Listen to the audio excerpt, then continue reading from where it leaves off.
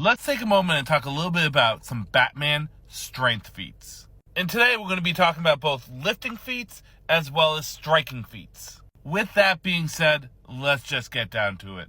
Let's start off with some lifting feats. In Batman 655, we see Batman doing some bench pressing, and when we look at the plates, we see at least one of the plates on each side is 500 pounds, and it doesn't even look like it's the biggest plate. If we take this picture at face value, low end, he's benching about 1,000 pounds. High end, Bruce is benching probably about 2,000, unassisted.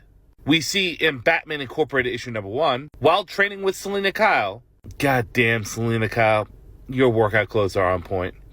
But Bruce is benching, unassisted, between 400 to 500 pounds. In Batman Tenses, Part 2, we see while Batman is training that he's able to do a 300-pound tricep extension. We see in Batman 608, although you can also see this in the trade paperback, we see a quick origin of Batman. And if you look in the bottom left-hand corner, Batman is bench pressing without an assist between 1,400 to 2,400 pounds. If you want the exact math on how I came to this, I have a video in the same playlist talking about how much Bruce can bench. In Detective Comics 484, Batman is holding up this ceiling that is falling, which is stated to weigh 1,000 pounds. In Batman and Robin issue number 25, called Batman and Two-Face for this issue, Batman is temporarily able to hold back a car that is driving away. In Batman 656, Batman is able to swing around a man-bat which weighs 600 pounds. In Batman Detective Comics issue number 111, we see Batman dragging around an old World War II fighter jet. In Batman issue number 471, we see Batman lifting a vending machine which can weigh between 400 to 900 pounds. In Detective Comics issue number 982, we see Batman punching through a brick wall. It's worth noting that he's not utilizing any of his enhancements on his gauntlets. This is just raw striking power. In Batman issue number 6, we see Batman take a talon and throw them through this thick concrete wall. It's worth pointing out that Batman is not in his peak conditioning. He had been drugged, stabbed, beat up, and stranded for weeks. In Batman and Robin Eternal issue number 21, Batman's casually able to backhand a robot's head off. In Batman issue 404, we see Batman be able to sidekick and shatter a thick tree in half. We also see him casually breaking through bricks. In Legends of the Dark Knight, issue number 12, Batman's able to kick this man through a brick wall. In Batman issue number 97, Batman can strike so hard that when he slams this man on the ground, it shatters the ground.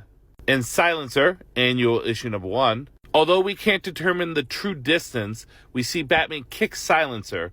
If we utilize her body as a measurement, he's kicking her at least 30 to 50 feet into a car. In World's Finest 2, Batman's able to punch and launch Tweedledee and Tweedledum at least 20 feet up in the air. In Batman issue number 606, Batman, with one kick, is able to break through this reinforced door in the prison. In Batgirl issue number 44, Batman is able to take Dr. Death and throw him through a door that is said to be able to stop a cruise missile. This one is wild. In Justice League issue number 36, while a small black hole is sucking everything in it, including Superman, Batman is able to hold his ground and save the Man of Steel, and then proceeds to use the shock gauntlets to revitalize this guy's heart.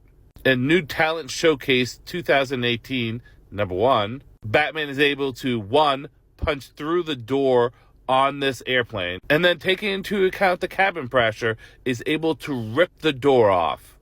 Batman Chronicles issue number 8, Batman with his strikes are able to crack and almost break a window glass that is able to stop a bazooka.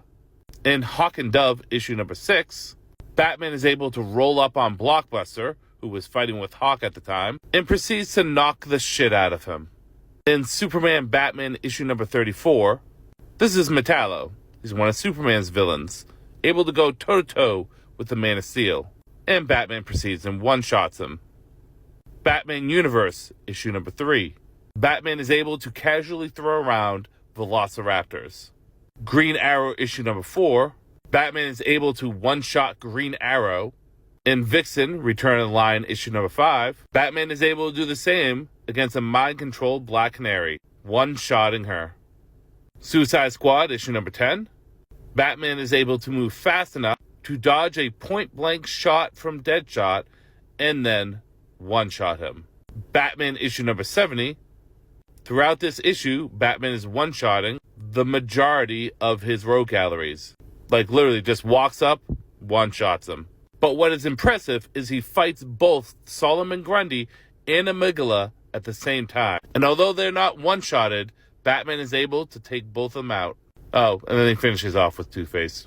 Detective Comics, issue number 603. Batman is able to physically go toe-to-toe with Etrigan the Demon.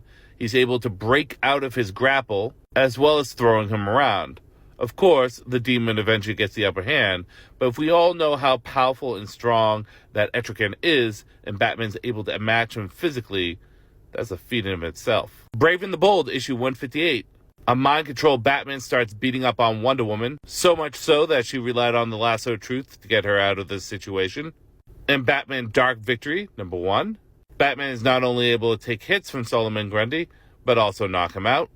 Again, every time we show Solomon Grundy, we need to keep in account that Solomon Grundy has gone toe-to-toe with people far above Batman's weight class. While his brain capacity or intelligence may change, his strength and durability does not. In Catwoman, issue number 47, Batman is able to one-shot Cheetah, who again is a Wonder Woman villain, which is a wild feat in of itself. In Brave and the Bold, issue 142, Batman starts putting hands on Aquaman and then proceeds to beat the shit out of him to knock some sense into him. And let's end off on one of my favorites, Batman Urban Legends, issue number 16. Batman is physically strong enough to not only wrestle a bear, but beat the shit out of it. As you can see, Batman has some ridiculous strength feats. And while some people would like to rest on the fact that he is just a peak human and that he is a mere mortal, to quote the Joker, there's nothing mere about that mortal.